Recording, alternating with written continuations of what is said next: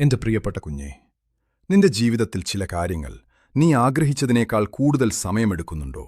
ദൈവം വലിയവനാണെങ്കിൽ പിന്നെ എന്തുകൊണ്ടാണ് എനിക്ക് ഇത്രയും താമസം എന്ന് നീ ചോദിക്കുന്നുണ്ടാകാം. ചിലപ്പോൾ നീ കരുതും, ഞാൻ നിനക്ക് ഇല്ല എന്ന് മറുപടി നൽകിയെന്ന്. ഒരിക്കൽ ദാവീദ് രാജാവ് എനിക്കായി ഒരു മനോഹരമായ ആലയം പണിയാൻ ആഗ്രഹിച്ചു. ദാവീദിനേക്കാൾ യോഗ്യനായി മറ്റാരുണ്ട്? പക്ഷെ ഞാൻ അവനോട് പറഞ്ഞു, ഇപ്പോൾ വേണ്ട, നീയല്ല അത് ചെയ്യേണ്ടത്. അത് കേൾക്കാൻ പ്രയാസമായിരുന്നു.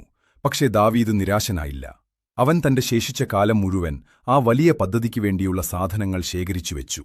അവൻ ആഗ്രഹിച്ച ആ കെട്ടിടം കാണാൻ അവന് കഴിഞ്ഞില്ലെങ്കിലും അവന്റെ അധ്വാനം വെറുതെയായില്ല. കുഞ്ഞേ, ഞാൻ നിന്റെ പാപങ്ങൾക്കായി കുരിശിൽ മരിച്ച നിന്റെ രക്ഷകൻ മാത്രമല്ല, ഞാൻ നിന്റെ ഗുരുനാഥനും വഴികാട്ടിയും കൂടിയാണ്. ഒരു നല്ല ഗുരുനാഥൻ തന്റെ ശിഷ്യന് കാര്യങ്ങൾ വ്യക്തമാകാൻ വേണ്ടി ചിലപ്പോൾ പാഠങ്ങൾ പതുക്കെ മാത്രമേ പഠിപ്പിക്കുകയുള്ളൂ. ഞാൻ നിന്റെ കാര്യങ്ങൾ പതുക്കെയാക്കുന്നത് എനിക്കത് ചെയ്യാൻ കഴിയാത്തതുകൊണ്ടല്ല, മറിച്ച് നിനക്കത് ഉൾക്കൊള്ളാൻ ഇപ്പോൾ കഴിയില്ല എന്നതുകൊണ്ടാണ്.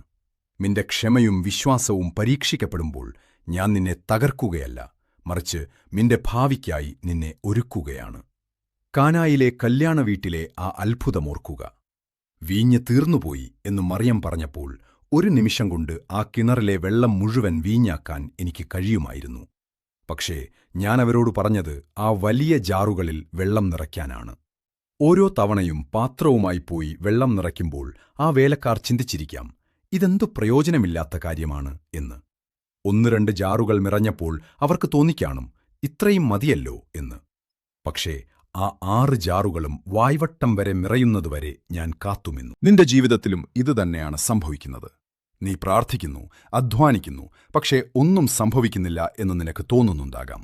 എന്നാൽ ഓരോ തവണയും നീ ആ പാത്രം നിറയ്ക്കുമ്പോൾ നിന്റെ കണ്ണുകൾക്ക് കാണാൻ കഴിയാത്ത ഒരു മാറ്റം ഉള്ളിൽ സംഭവിക്കുന്നുണ്ട്.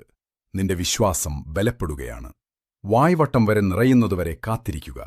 ആ അവസാനത്തുള്ളി വീഴുമ്പോൾ നിന്റെ കഠിനാധ്വാനം അത്ഭുതമായി മാറും. നീ പരാജയപ്പെട്ടവനല്ല, നീ തള്ളിക്കളയപ്പെട്ടവനുമല്ല, നീ തയ്യാറെടുപ്പിലാണ്. മറിയം പറഞ്ഞത് ഓർക്കുക. അവൻ നിങ്ങളോട് പറയുന്നത് എന്തോ അത് ചെയ്യുവിൻ. കണക്കുകളെക്കുറിച്ചോ ഭാവിയെക്കുറിച്ചോ ഓർത്തു പേടിക്കണ്ട. നിന്റെ കയ്യിലുള്ള 5 അപ്പവും 2 മീനും എന്റെ കയ്യിൽ തരിക. അത് 5000 പേർക്ക് തികയും. വിശ്വസിക്കുക. നിന്റെ അത്ഭുതം ശരിയായ സമയത്ത് ഏറ്റവും മനോഹരമായി ഞാൻ നിനക്ക് നൽകും. ഞാൻ നിന്റെ കൂടെയുണ്ട്.